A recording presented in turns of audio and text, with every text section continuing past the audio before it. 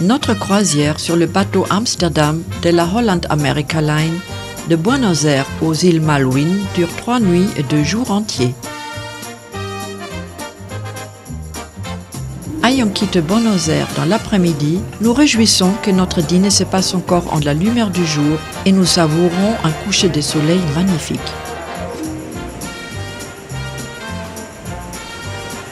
Ensuite, l'orchestre de bord nous invite à danser avant un spectacle monté par l'équipage.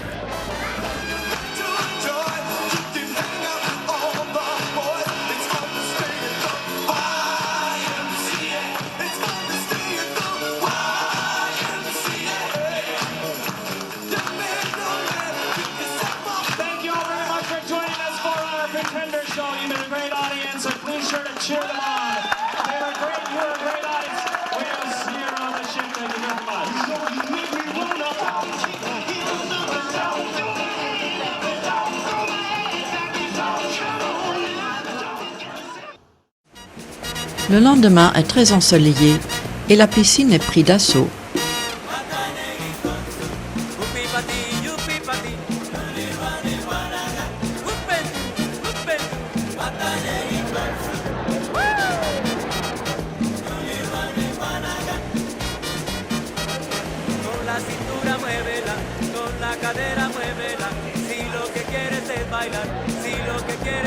Le dîner consiste d'un immense barbecue sur le pont.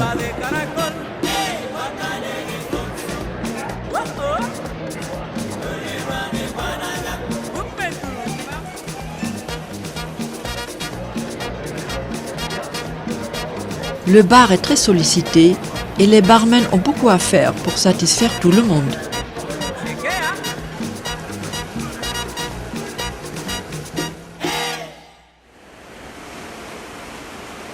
Le matin suivant, il fait déjà considérablement plus frais et beaucoup de chaises restent inoccupées.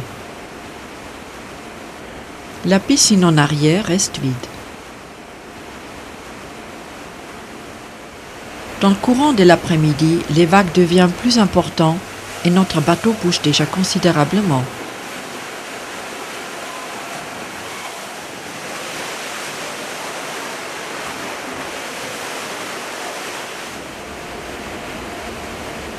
Il n'est donc pas surprenant que les salons sur notre bateau restent inoccupés.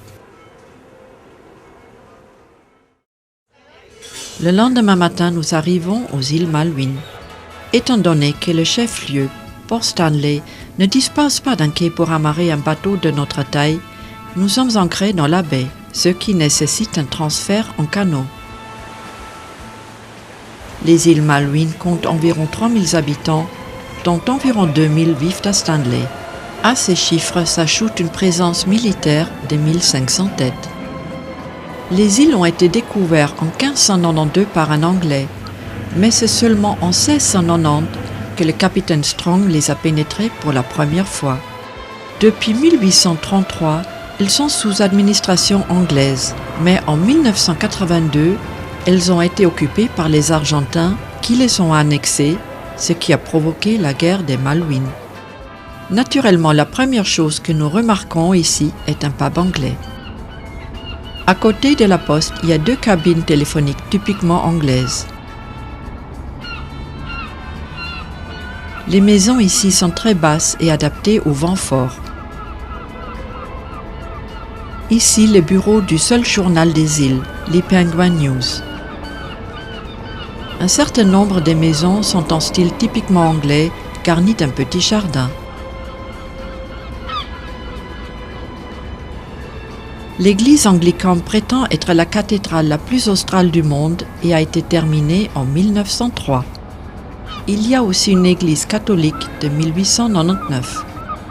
Les îles consistent de collines ondoyantes avec des blocs de roches. Le climat est froid, venteux et pluvieux. La moyenne de la température annuelle se situe autour de 5 degrés Celsius. Au long de la côte, il y a de grandes plages de sable où nous pouvons observer de loin la première colonie de pingouins. Dans les falaises de la côte vivent de nombreux oiseaux qui ont trouvé refuge. Ici, il y a plus que 60 espèces indigènes.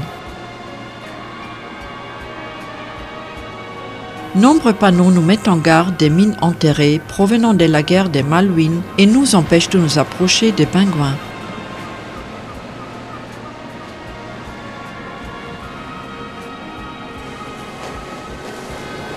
Sur les plus de 200 îles, on ne trouve aucun arbuste ou arbre, car le vent constant souffle trop fort au long des pentes plates. Quelques herbes ajoutent peu de couleur à la terre effritée.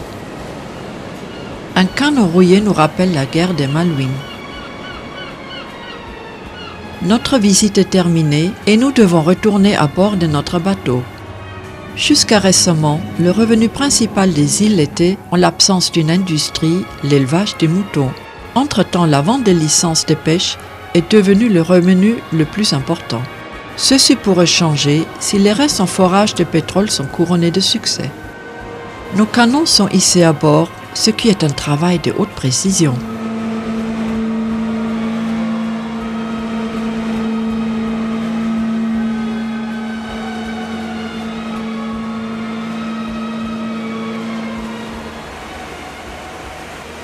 Sous peu, nous sommes en route en direction de l'Antarctique.